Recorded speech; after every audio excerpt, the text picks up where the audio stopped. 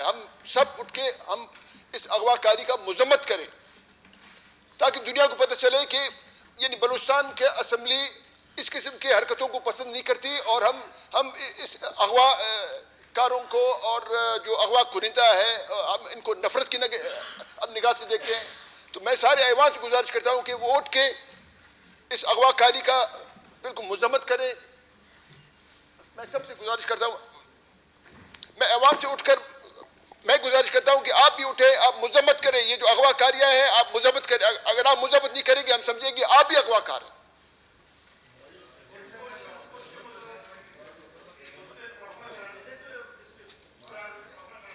आज हमारे बच्चे अगवा हो रहे हैं, आज हमारे बच्चे अगवा हो रहे हैं। कल के दिन आपके भी बब्बू गोशे अगवा होंगे। आप मेहरबानी करें, आप उठे, आप मुजम्मत करें। इसकी कोई आसमान नहीं गिरेगा।